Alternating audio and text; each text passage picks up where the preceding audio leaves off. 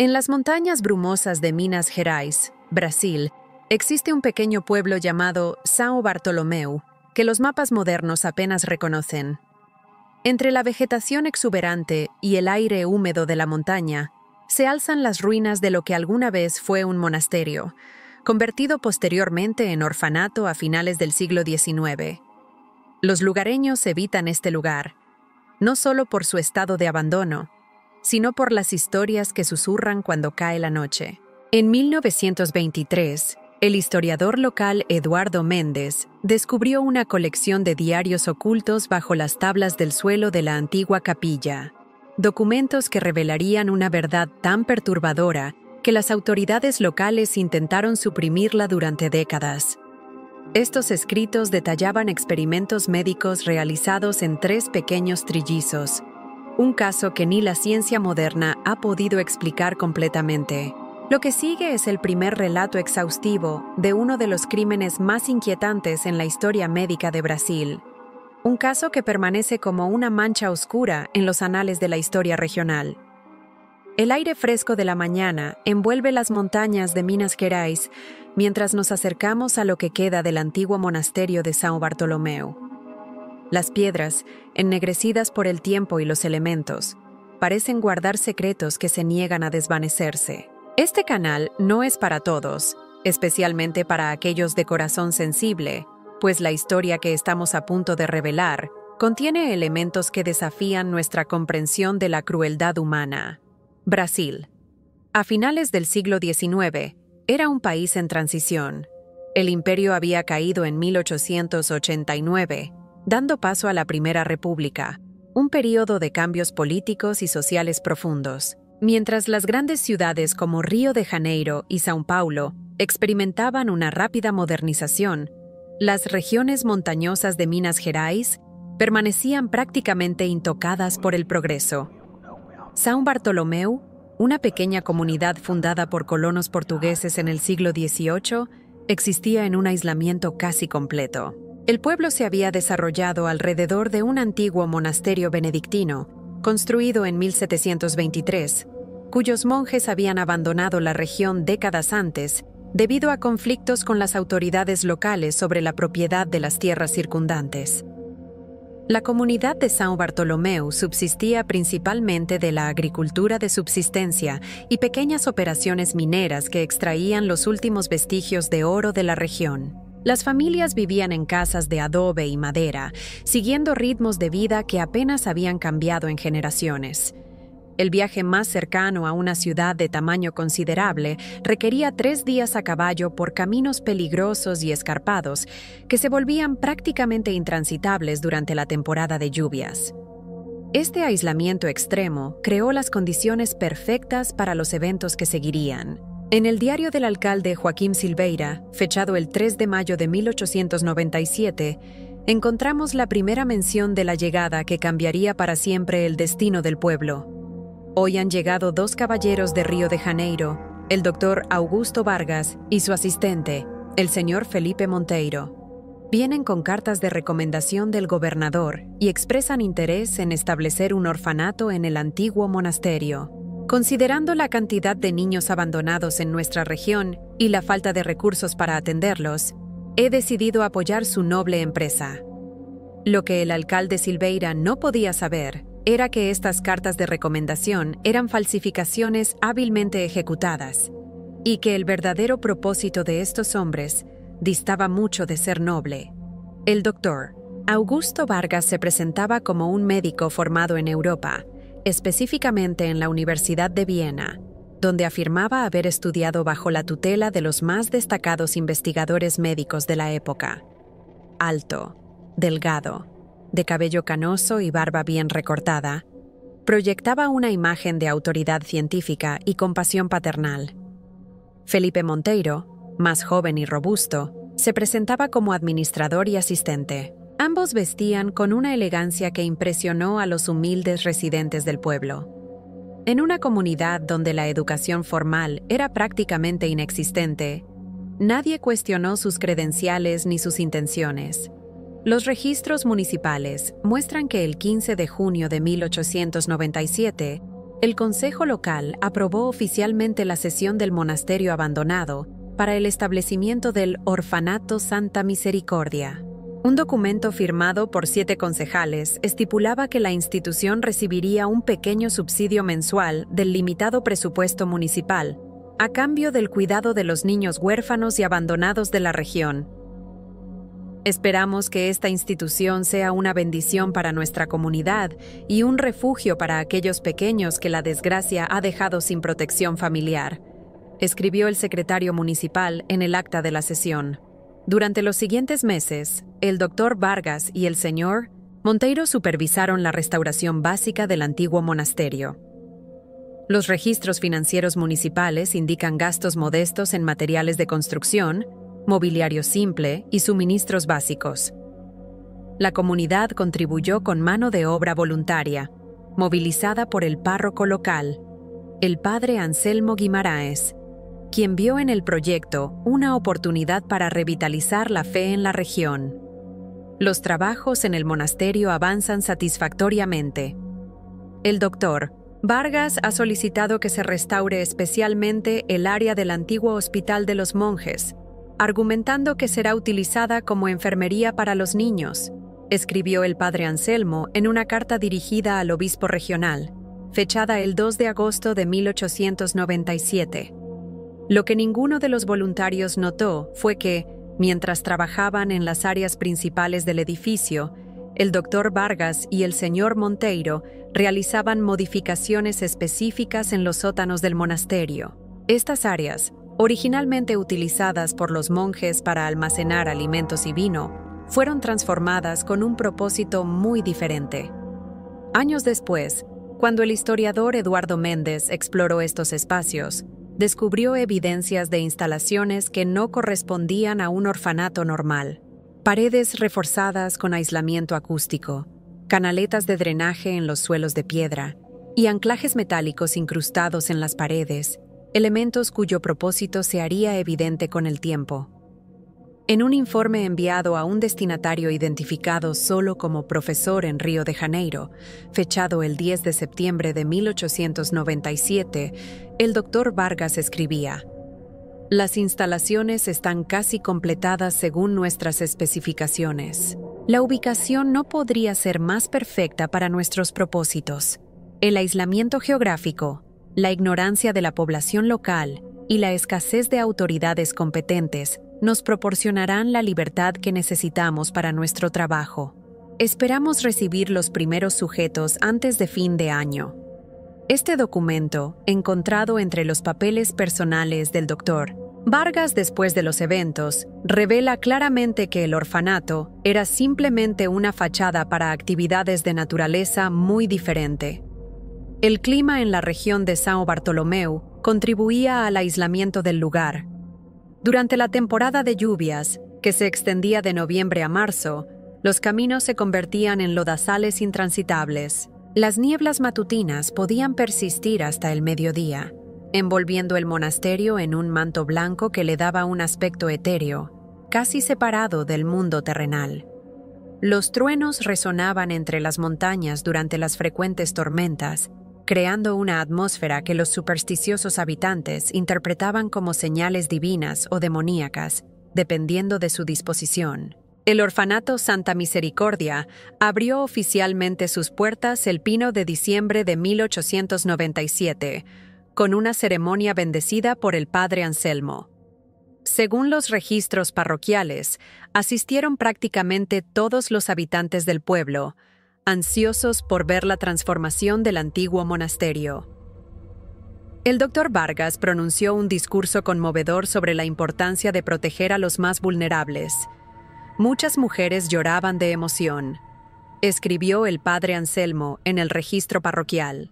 Para la ocasión, el edificio principal había sido decorado con sencillez, pero con gusto, mostrando dormitorios limpios con camas individuales, un comedor amplio con mesas largas y un aula para la educación básica de los niños. Los primeros residentes llegaron esa misma semana. 7 niños de diferentes edades, desde un bebé de apenas 6 meses hasta un adolescente de 14 años.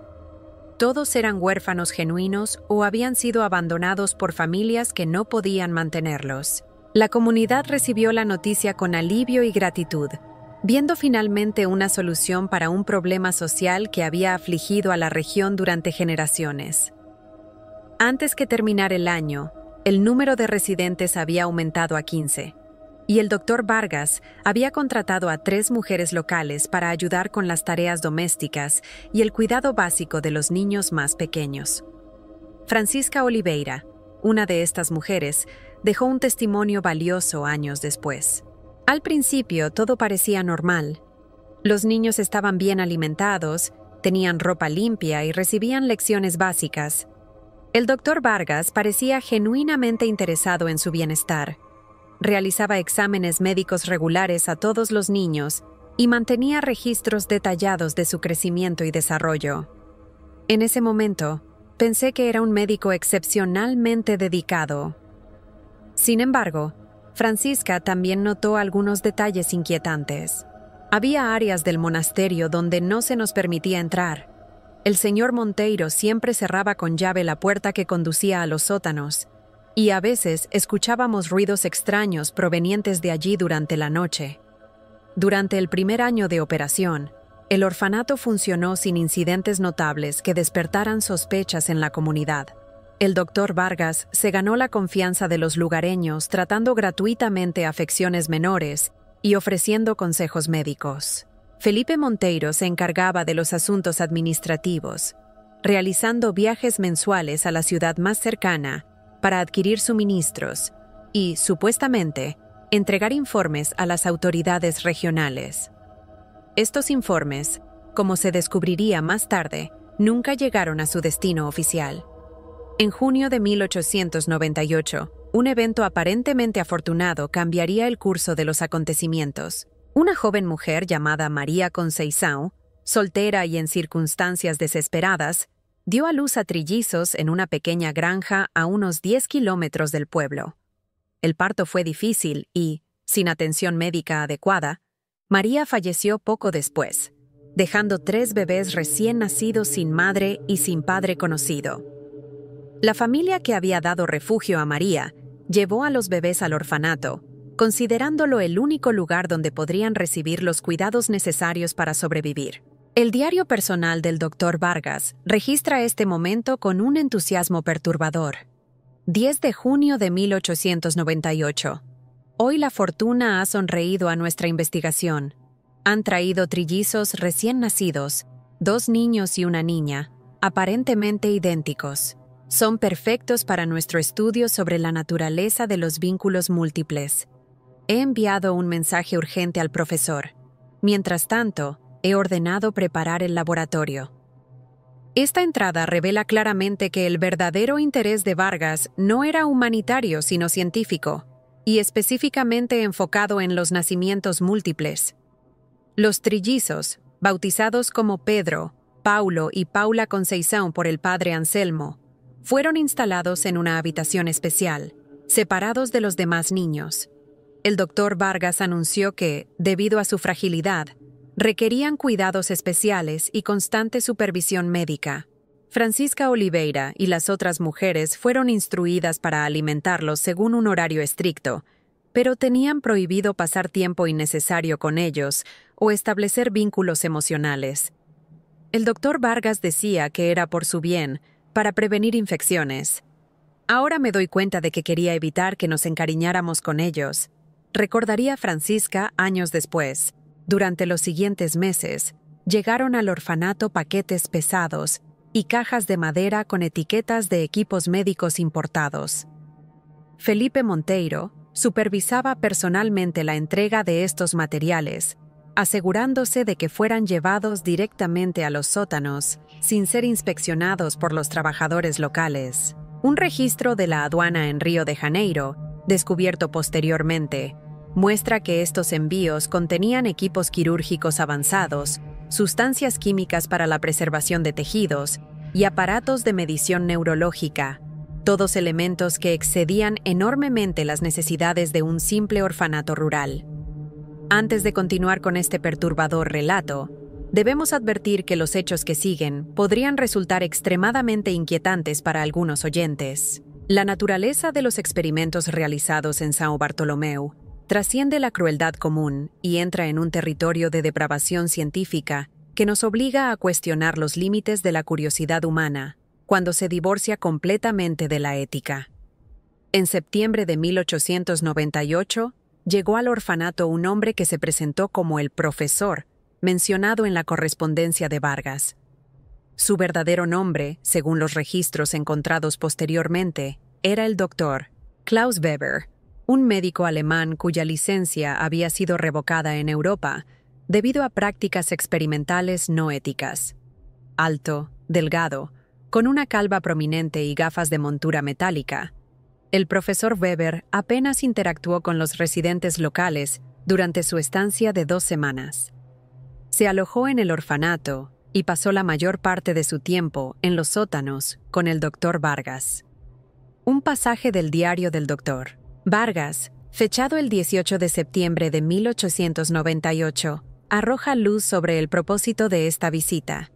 El profesor Weber está impresionado con nuestros sujetos. Los trillizos, ahora de 3 meses, muestran respuestas idénticas a los estímulos básicos. Hemos comenzado las pruebas preliminares de separación sensorial. El sujeto A permanece como control. El sujeto B ha sido privado de estimulación visual mediante vendajes y el sujeto C de estimulación auditiva. Weber sugiere comenzar intervenciones más invasivas antes de que el desarrollo cerebral avance demasiado. Los sujetos mencionados eran, por supuesto, los trillizos Pedro, Paulo y Paula. Lo que el doctor Vargas describía clínicamente como pruebas de separación sensorial constituía, en realidad, una forma de tortura aplicada a bebés de apenas 3 meses. Esta entrada del diario marca el comienzo de experimentos cada vez más severos y éticamente reprobables. Durante este periodo, las trabajadoras del orfanato comenzaron a notar cambios inquietantes. Francisca Oliveira declaró que los bebés, inicialmente saludables y activos, comenzaron a mostrar comportamientos extraños. Paulo dejó de reaccionar a los movimientos cercanos a sus ojos. Paula no se sobresaltaba con ruidos fuertes que asustaban a los otros bebés. Y todos comenzaron a llorar menos, como si hubieran aprendido que nadie respondería a sus necesidades. Cuando Francisca expresó su preocupación, el doctor Vargas la despidió durante 1 semana, advirtiéndole que su empleo dependía de su discreción y obediencia. Los registros médicos mantenidos por el doctor Vargas, redactados en un código personal que sería descifrado años después, detallan un programa sistemático de experimentación. Inicialmente, los experimentos se centraron en lo que él llamaba percepción extrasensorial entre múltiples. La hipótesis de Vargas y Weber era que los trillizos idénticos compartían conexiones neurológicas que trascendían la comunicación sensorial normal. Para probar esta teoría, sometían a uno de los bebés a estímulos dolorosos mientras monitoreaban las reacciones de los otros, mantenidos en habitaciones separadas. Experimento 17, 3 de octubre de 1898. Sujeto B, expuesto a estímulo térmico en extremidad inferior derecha. Sujetos A y C, monitoreados simultáneamente. Resultado. Sujeto A mostró agitación 3,7 segundos después de la aplicación del estímulo. Sujeto C mostró alteración de patrones respiratorios tras 4,2 segundos. Ambas respuestas precedieron a cualquier vocalización audible del sujeto B. Conclusión preliminar. Evidencia de comunicación no sensorial. Estas notas revelan no solo la naturaleza cruel de los experimentos, sino también la interpretación sesgada de los resultados. Lo que Vargas y Weber consideraban evidencia de percepción extrasensorial podría explicarse fácilmente por sutiles cambios en el ambiente o en el comportamiento de los experimentadores mismos, percibidos por los sensibles bebés. A medida que los trillizos crecían, los experimentos se volvieron más complejos y invasivos. A los 6 meses de edad, según los registros, comenzaron lo que denominaban Estudios de especialización cerebral. Esto implicaba la administración de sustancias químicas que afectaban regiones específicas del cerebro, seguidas de pruebas de función cognitiva y motora apropiadas para su edad. El Dr. Vargas documentaba meticulosamente los efectos, comparando las respuestas entre los 3 bebés. Experimento 34, 15 de enero de 1899. Administración de compuesto B17 al sujeto C. Dosis: 0,05 menuela. Región objetivo: lóbulo temporal izquierdo. Efectos observados: cese temporal de respuesta a estímulos auditivos durante 47 minutos. Recuperación gradual en las siguientes 3 horas. Sin efectos aparentes en sujetos A y B, descartando transmisión química a través de mecanismos no identificados. En marzo de 1899, ocurrió un incidente que casi expone las actividades de Vargas y Weber. Una de las trabajadoras, Rosa Pereira, accidentalmente entró en uno de los laboratorios del sótano mientras buscaba suministros de limpieza. Lo que vio la perturbó profundamente. Incubadoras improvisadas, equipos quirúrgicos y fotografías de los trillizos en diferentes estados de experimentación. Horrorizada, Rosa intentó huir del orfanato para alertar a las autoridades, pero fue interceptada por Felipe Monteiro. 3 días después, se anunció que Rosa había decidido abandonar el pueblo para reunirse con familiares en otra región. Nadie volvió a verla. Este incidente aparece oblicuamente en el diario de Vargas. 20 de marzo de 1899. Problema de seguridad resuelto por F. Necesitamos implementar protocolos más estrictos para el acceso a las instalaciones. El profesor sugiere reducir el personal local al mínimo indispensable. Lo que sucedió exactamente con Rosa Pereira nunca se ha establecido con certeza, pero durante las excavaciones realizadas en 1924 en los terrenos del monasterio, se encontraron restos humanos correspondientes a una mujer joven enterrados cerca del muro norte. ¿Qué estado están escuchando mientras siguen esta inquietante historia de São Bartolomeu? Los secretos enterrados en estas montañas han permanecido ocultos durante demasiado tiempo, y ahora emergen como testigos de la oscuridad que puede habitar en el corazón de aquellos que abandonan toda ética en nombre de la ciencia. A medida que los trillizos se acercaban a su primer cumpleaños, los experimentos entraron en una fase aún más siniestra. Los registros médicos de junio de 1899 contienen referencias a procedimientos quirúrgicos exploratorios, realizados en Paulo, el segundo de los trillizos. Estas intervenciones, realizadas sin anestesia adecuada para evitar interferencias con las respuestas neurológicas, incluían la exposición y estimulación directa de tejido cerebral. Los detalles específicos son demasiado gráficos para relatarlos, pero las notas de Vargas muestran un interés particular en las respuestas sincronizadas que observaba en Pedro y Paula, cuando manipulaba ciertas regiones del cerebro de Paulo. Experimento 56, 12 de junio de 1899. Exposición del lóbulo parietal derecho del sujeto B. Estimulación eléctrica aplicada a intervalos de 30 segundos. Sujeto A. Exhibió movimientos espasmódicos en extremidad superior izquierda, correspondientes precisamente con los intervalos de estimulación, a pesar de estar ubicado en habitación separada a 15 metros de distancia. Sujeto C mostró dilatación pupilar y alteraciones en el ritmo cardíaco. Estos resultados confirman nuestra hipótesis de comunicación neural extracorporal entre múltiples idénticos. Tras cada procedimiento exploratorio, el Dr. Vargas cerraba meticulosamente las incisiones y administraba tratamientos para prevenir infecciones visibles. Su preocupación no era por el bienestar de los niños, sino por mantener vivos a sus sujetos para continuar los experimentos y evitar señales externas que pudieran alertar al personal sobre la verdadera naturaleza de sus actividades. El deterioro físico y mental de los trillizos, sin embargo, se volvió imposible de ocultar completamente. Para explicar su condición, el Dr. Vargas inventó una enfermedad congénita rara que supuestamente afectaba a los 3 hermanos. Describió esta condición ficticia al padre Anselmo y a las trabajadoras como síndrome de degeneración fraternal múltiple, un término pseudocientífico que inventó para justificar los retrasos en el desarrollo, las cicatrices quirúrgicas y los comportamientos anormales que presentaban los niños.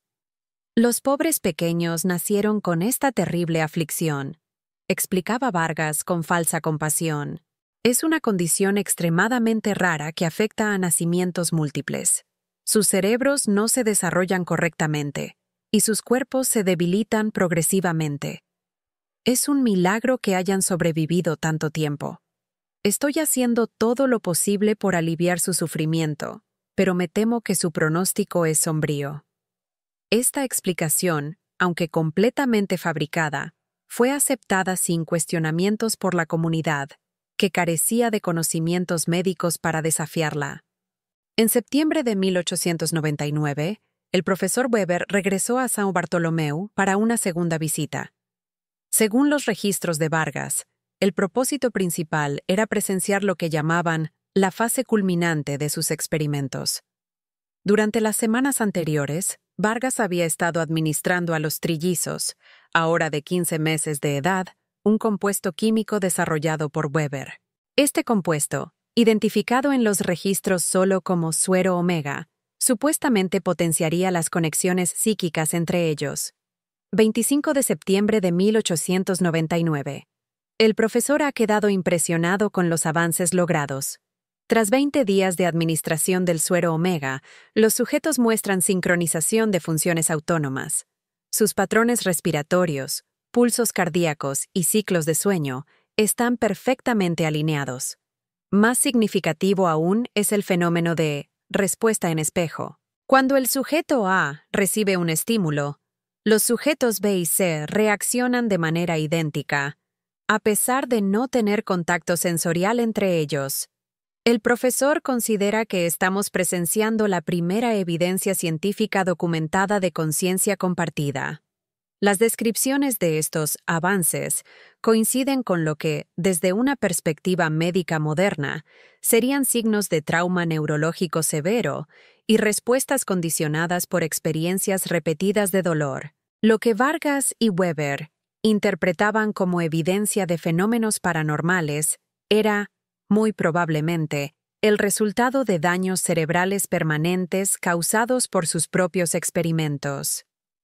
Dejen un comentario con su teoría sobre cómo estos terribles experimentos pudieron continuar sin ser descubiertos durante tanto tiempo. La complicidad del silencio y el aislamiento geográfico jugaron un papel fundamental, pero quizás haya otros factores que debamos considerar. A principios de 1900, la situación en el orfanato tomó un giro aún más oscuro. Los registros muestran que Vargas y Weber comenzaron lo que denominaban experimentos de separación final. Estos involucraban procedimientos quirúrgicos mayores destinados a desconectar físicamente partes del cerebro de los trillizos mientras documentaban los efectos en los otros. La primera de estas operaciones se realizó en Paula, la única niña de los tres, el 17 de enero de 1900. Experimento 83. Procedimiento de hemisferectomía parcial en sujeto C. Remoción de aproximadamente 22% del hemisferio derecho. Sujetos A y B monitoreados continuamente en habitaciones adyacentes. Observaciones. Inmediatamente tras la extracción del tejido, sujeto A entró en convulsiones violentas. Sujeto B experimentó parálisis temporal del lado izquierdo del cuerpo, correspondiente exactamente con las áreas afectadas en el cerebro del sujeto C. Estos resultados exceden nuestras expectativas más optimistas y confirman la existencia de conexiones neurales extracorporales. El procedimiento dejó a Paula con parálisis permanente en el lado izquierdo de su cuerpo y aparentemente en estado semicomatoso. Sin embargo, según las notas de Vargas, ella seguía mostrando respuestas neurológicas sincronizadas con sus hermanos, lo que él consideraba su mayor descubrimiento. En realidad, los tres niños habían desarrollado respuestas traumáticas tan severas que cualquier perturbación en su entorno provocaba reacciones similares en los tres, un fenómeno que cualquier psicólogo moderno reconocería como resultado de trauma compartido extremo, no de conexiones paranormales. Durante los meses siguientes, Vargas realizó procedimientos similares en los otros dos niños. Para abril de 1900, los tres trillizos existían en lo que él describía clínicamente como estado vegetativo receptivo. Incapaces de moverse voluntariamente, alimentados a través de tubos y mantenidos vivos únicamente para continuar lo que Vargas y Weber consideraban la investigación más importante sobre la naturaleza de la conciencia múltiple jamás realizada. A pesar de los esfuerzos de Vargas por mantener la fachada del orfanato, la situación comenzó a despertar sospechas. Las trabajadoras notaban que nunca se les permitía cuidar directamente a los trillizos y que estos nunca aparecían en las áreas comunes con los otros niños. Francisca Oliveira, en particular, comenzó a cuestionar las explicaciones médicas del Dr. Vargas, especialmente después de escuchar sonidos inquietantes provenientes de los sótanos durante la noche. El catalizador para la investigación que eventualmente expondría estos horrores ocurrió en mayo de 1900. Un nuevo sacerdote, el padre Miguel Santos, fue asignado a la parroquia de São Bartolomeu tras el inesperado final de la vida del padre Anselmo. Más joven y educado en Río de Janeiro, el padre Miguel traía consigo un escepticismo que su predecesor no poseía.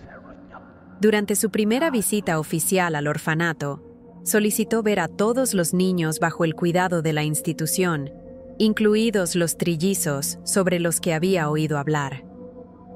El doctor Vargas intentó disuadirlo, citando la condición frágil de los tres hermanos y el riesgo de infección.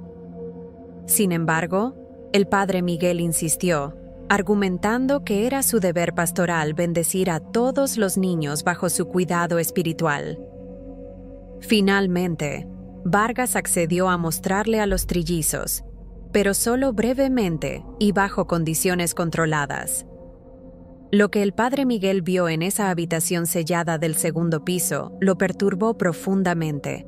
Tres pequeños cuerpos demacrados, con cabezas parcialmente vendadas, conectados a tubos y aparatos improvisados, apenas reconocibles como seres humanos vivos. El sacerdote notó cicatrices quirúrgicas mal disimuladas y una mirada vacía en los ojos de los niños que contradecía la explicación de enfermedad congénita ofrecida por Vargas. «No vi enfermedad en esos pequeños cuerpos», escribiría más tarde el padre Miguel en una carta dirigida al obispo regional. «Vi evidencia de crueldad humana deliberada». Lo que el doctor Vargas describía como síntomas de una condición natural parecía más bien el resultado de intervenciones no naturales. Las cicatrices en sus cabezas no eran de origen divino ni accidental.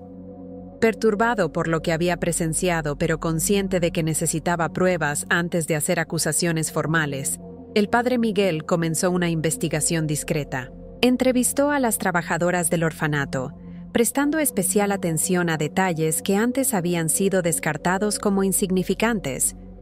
También comenzó a registrar los movimientos de Vargas, Monteiro y los extraños visitantes que ocasionalmente llegaban al orfanato durante la noche. «Algo siniestro ocurre tras esos muros sagrados», escribió en su diario personal.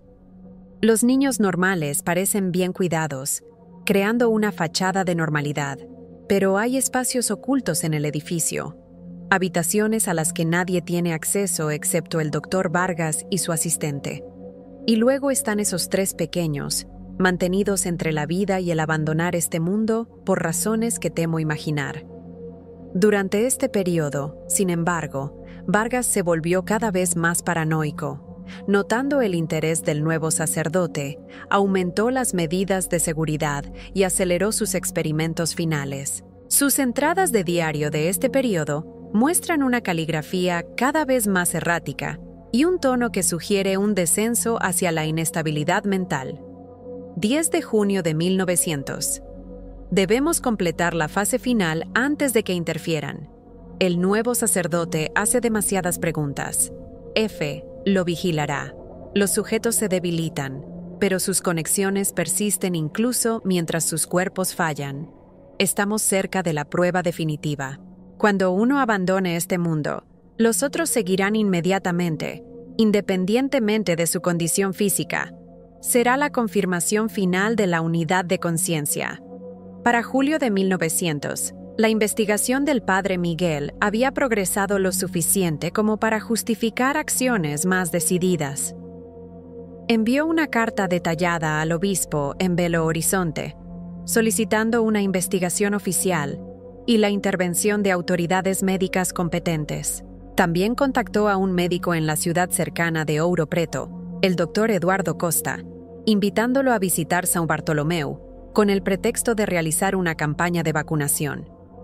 La carta al obispo, sin embargo, nunca llegó a su destino. Felipe Monteiro, que controlaba el correo que salía del pueblo, la interceptó y alertó a Vargas sobre la amenaza inminente. Reconociendo que su tiempo se agotaba, Vargas decidió proceder con lo que llamaba su experimento final. El 25 de julio de 1900, según sus notas, Vargas administró una dosis letal de un compuesto no identificado a Pedro, el primero de los trillizos. Su objetivo era documentar el momento exacto de su muerte y observar los efectos simultáneos en sus hermanos. Lo que ocurrió, según el relato frenético en su diario, superó incluso sus expectativas más extremas. 25 de julio, 21:17 atardierza, administración de compuesto terminal al sujeto A. 21:23 artiater cese de funciones vitales confirmado. Simultáneamente, sujetos B y C experimentaron convulsiones idénticas seguidas de paro respiratorio, a pesar de no haber recibido el compuesto. 21:26 hrs. Los tres sujetos han dejado este mundo en perfecta sincronía. Confirmación absoluta. La conciencia trasciende los límites corporales individuales en múltiples idénticos.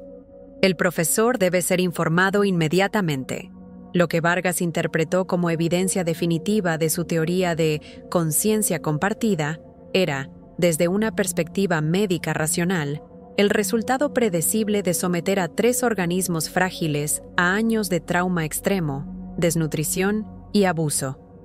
Los trillizos, cuya salud había sido sistemáticamente destruida por los mismos experimentos que pretendían estudiarlos, finalmente encontraron alivio en la muerte. La investigación que eventualmente revelaría estos horrores comenzó a tomar forma seria con la llegada del doctor Eduardo Costa a São Bartolomeu, el 2 de agosto de 1900.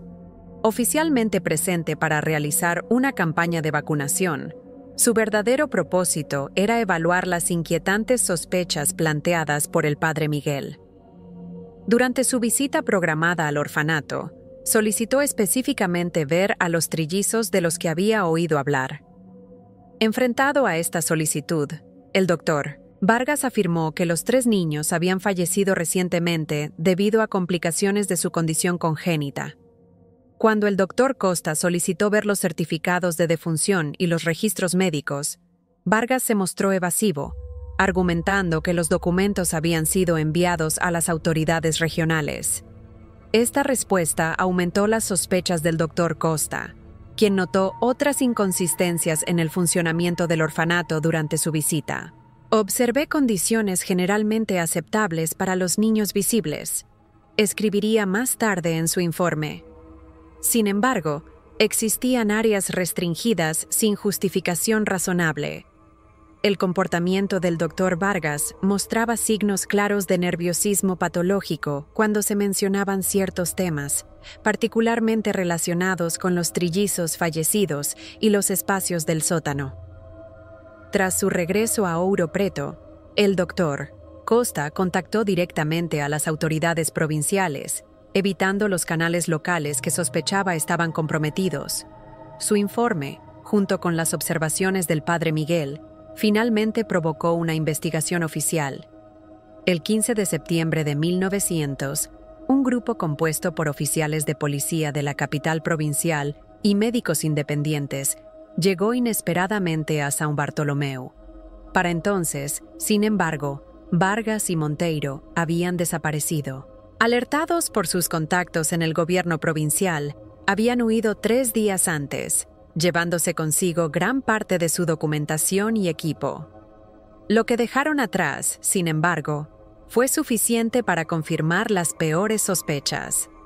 En los sótanos del monasterio, los investigadores descubrieron lo que uno de ellos describiría como una cámara de horrores con pretensiones científicas.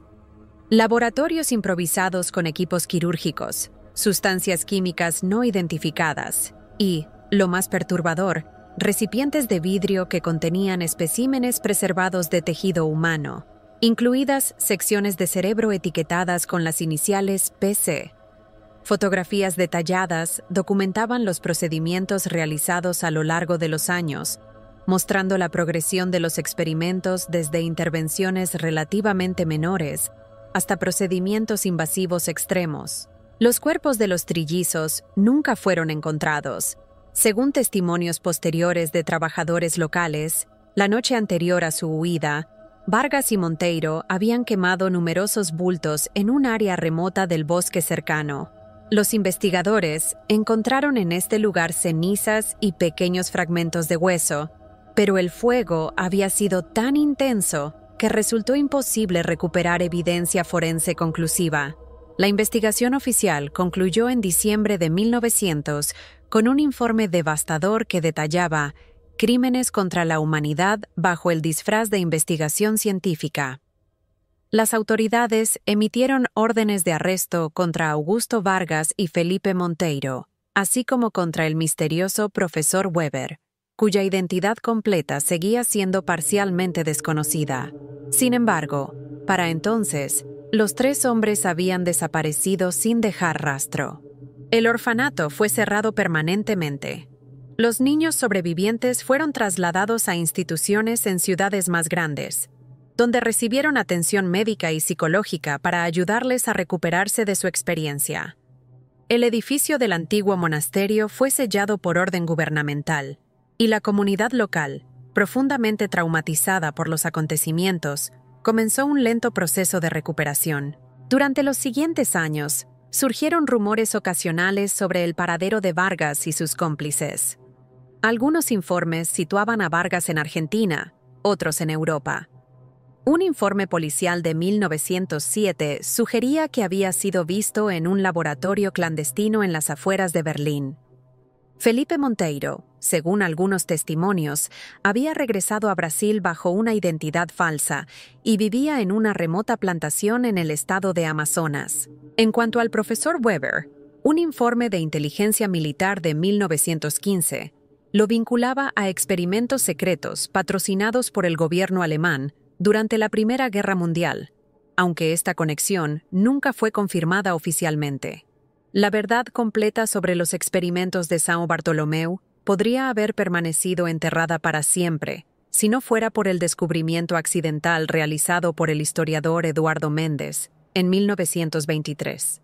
Mientras investigaba la historia de las órdenes monásticas en Minas Gerais, Mendes visitó las ruinas del antiguo monasterio, abandonado y parcialmente destruido tras un incendio en 1915.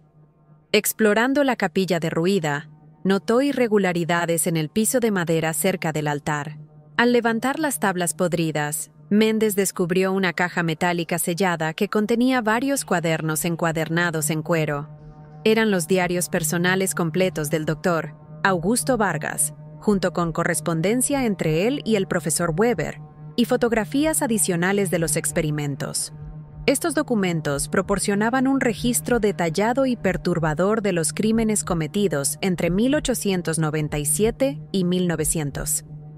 Lo que he descubierto es tan horroroso que he dudado en hacerlo público, escribiría Mendes en el prefacio de su eventual publicación sobre el caso. Sin embargo, la historia, incluso en sus aspectos más oscuros, debe ser preservada como advertencia para las generaciones futuras.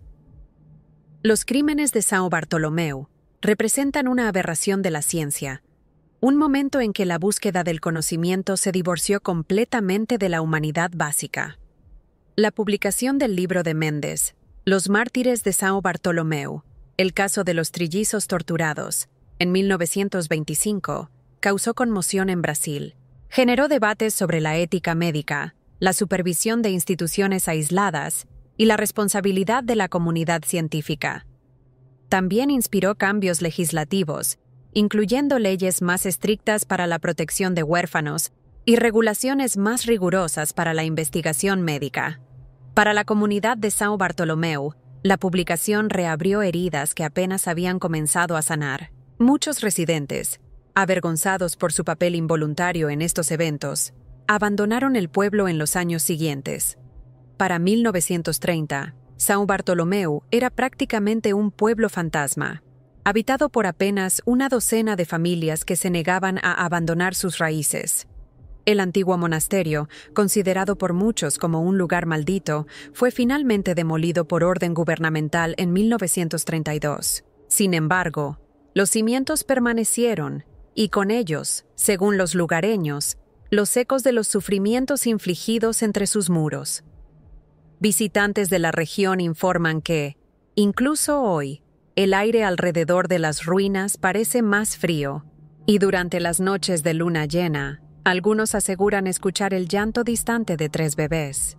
Desde una perspectiva científica moderna, los experimentos de Vargas y Weber representan una combinación de pseudociencia, metodología defectuosa y crueldad injustificable.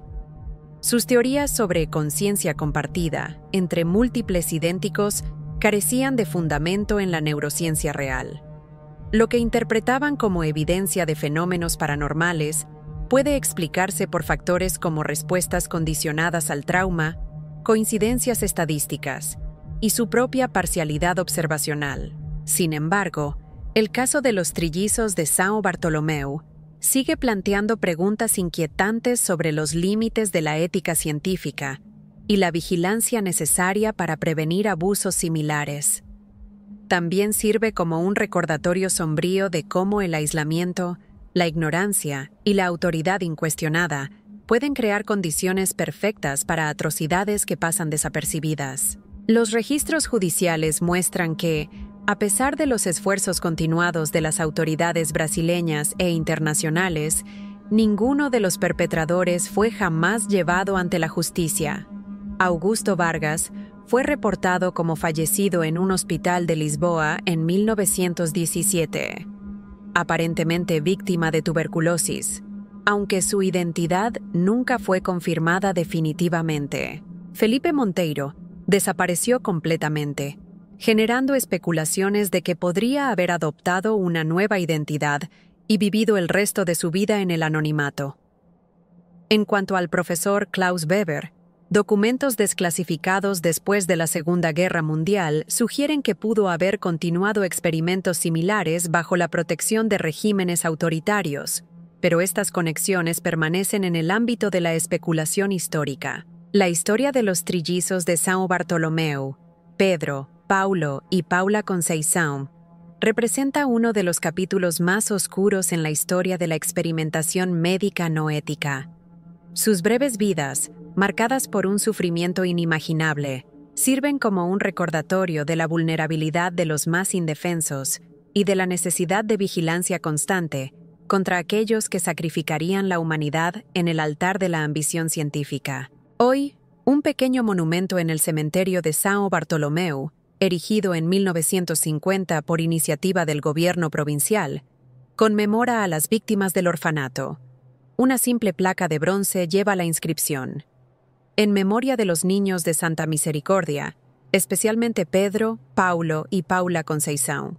Que su sufrimiento nunca sea olvidado ni repetido. Cada año, el 25 de julio, fecha en que los trillizos dejaron este mundo, residentes de pueblos cercanos dejan 3 flores blancas al pie del monumento, un gesto silencioso de respeto por vidas truncadas demasiado pronto por la crueldad humana disfrazada de búsqueda científica.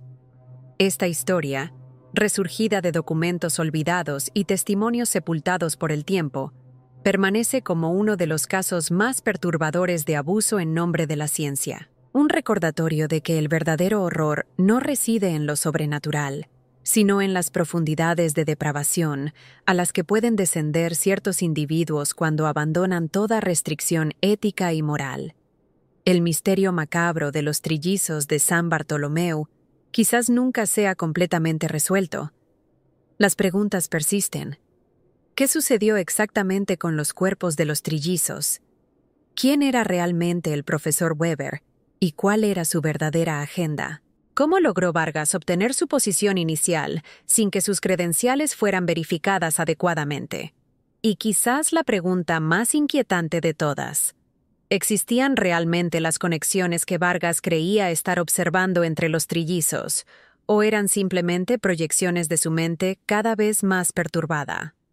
Al final, esta historia nos recuerda que incluso en los lugares más remotos y aparentemente inocentes, pueden ocultarse horrores inimaginables, y que la vigilancia contra tales atrocidades es responsabilidad no solo de las autoridades, sino de cada miembro de la sociedad que se niega a ignorar señales de alarma por conveniencia o miedo. Los archivos completos del caso, incluyendo los diarios originales de Vargas y la correspondencia con Weber, se conservan actualmente en la Universidad Federal de Minas Gerais en Belo Horizonte, disponibles para investigadores que buscan comprender mejor este oscuro capítulo de la historia médica.